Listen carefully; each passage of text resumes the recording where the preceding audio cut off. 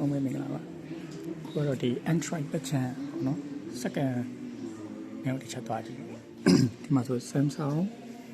S24 ပေါ့နော် Samsung S24 မကြသေးဘူးဟိုလောက်ပဲရှိသေးတာပေါ့တစ်နှစ်ညလောက်ပဲရှိသေးတယ်အမှရန်9100ပေါ့နော်အခုနဲ့ဆိုရင်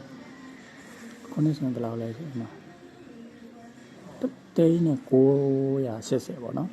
အခုနဲ့ဆိုတိန်း30ဝန်းကျင်လောက်မြန်မာငွေတိန်း30ဝန်းကျင်လောက်တွားကြနော်မစိုး S24 မစိုးစားဈေးနှုန်းပြောရမှာမဟုတ်ဘူး S24 လေးတော့ကြိုက်တယ်ကင်မရာလေးလည်းတွားနေသူ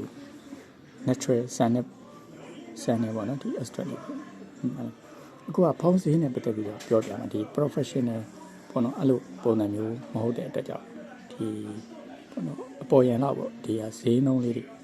ပတ်သက်ပြီးတော့ပြောပြတာဖြစ်ပါတယ်ဒါပေမဲ့သူကတော့ဒီထိုကိုမိုဆိုတဲ့ဖုန်းတစ်လုံးပဲသုံးရမယ်ပေါ့နော်စင်ကတ်တစ်မျိုးပဲထည့်ရမယ်တခြားတွေကတော့အမ AU လို့ပါတော့ထည့်ရရင်ရမယ်မှကျတော့ Visa HA 128 gigabit 128 gigabit ပါတယ်တကယ်တော့ Google မှာ128 gigabit ဆိုတာနည်းနည်းသွားပြီလို့ပြောရမှာပေါ့နော်ဈေးကတော့9400အနည်းတော့များသေးတာပေါ့နော်သူ့ performance ကလည်းအရင်ကောင်းတဲ့ပေါ့ဈေးနှုန်းနဲ့ကင်မရာတော့ဒီ pixel ဘိုင်းကတော့အစိုးပဲပြောရမှာ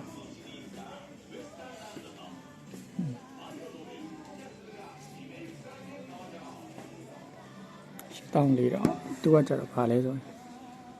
ပြည်ကျ9ဖြစ်ပါတယ်900 8400မြန်မာငွေတရန်ကိုမြန်မာငွေ30နဲ့ပဲကြိုက်ကြည့်ဒီ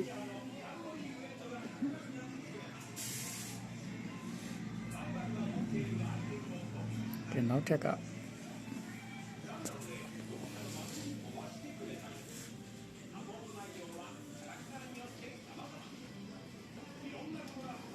Sony ပေါ့နော် Sony ပဲချက်နေချက်သွားတယ်ဒါ Oppo တွေလည်းရှိရပါတယ်မှာ China ပေါ့ Global တွေပေါ့19000ဘာနဲ့မှဘယ်လောက်ပဲရှိတယ်တောင်းပါ2000လောက်ပဲရှိတယ်6သိန်းပေါ့မြန်မာငွေ6သိန်းဝန်းကျင်လောက်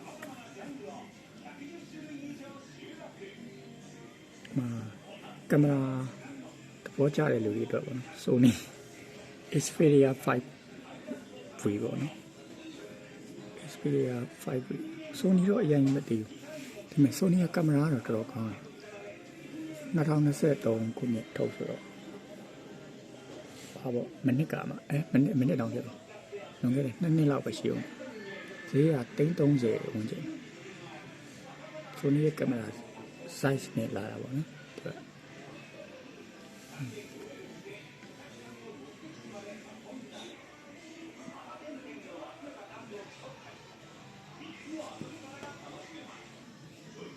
ဒီမှာတော့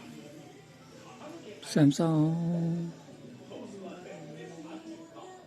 အရင်က flagship ထည့်ရအောင်နော် S20 S20 series မှာဈေးနှုန်းက128 gigabit ကိုဘယ်လောက်ရှိလဲဆို2400 2900ဆိုဟိုကတူလည်းပဲ6သိန်းဝန်းကျင်လောက်ပဲရှိတယ်ဒါပေမဲ့ဟိုရက်ကစမ်းကြည့်သေးတယ်ဒါပေမဲ့ battery ကတော့အရင်မကန်တော့ဘူးထင်တယ်2020ဆိုတော့တော်တော်ကြာပြီ9နှစ်ကြီးရောက်ကြာသုံးလို့ကတော့ဝယ်လို့မတင်တော့ဘူးလို့ထင်တာပဲ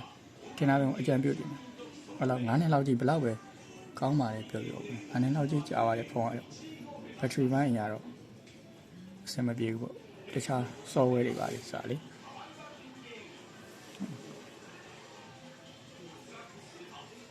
ဒီဖုန်းတွေလည်းရှိဒါဂျပန်နိုင်ငံမှာထုတ်တဲ့ဖုန်းတွေလည်းရှိတယ်ဒီမှာလည်းပဲ Sony ပေါ့နော်မနေ့က Sony ကိုတော့နည်းနည်းကြိုက်တယ်ကင်မရာစာလေးသူ့ရဲ့ထုတ်တဲ့ခုနှစ်ကမှတစ်ချက်ကြည့်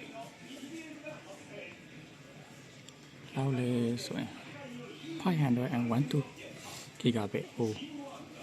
အဲ့ဒါ9000ဆိုတော့9321သိန်းဝန်းကျင်လောက်ရှိတယ် 2021 4နှစ်လောက်ကြည့်တော့ရှိပါ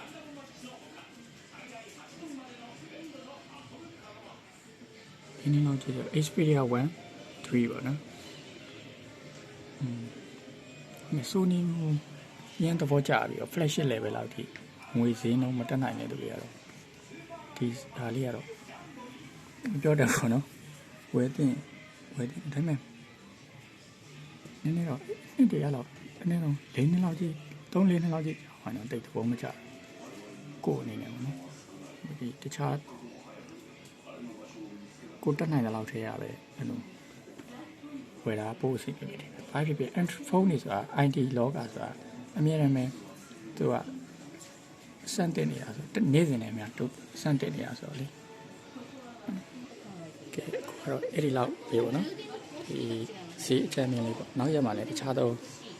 ဆိုင်လေးရှက်သွားပြီးတော့မိတ်ဆက်ပေးတယ်ပေါ့နော်အဲ channel လေးကိုကြည့်ပေးတဲ့အတွက်လည်းကျေးဇူးတင်ပါတယ်နောက်ထပ်လည်းဗီဒီယိုတစ်တွေအတွက် like and subscribe လုပ်ပေးပေါ့နော်ညှိနှိုင်းရထည့်နေပါတယ်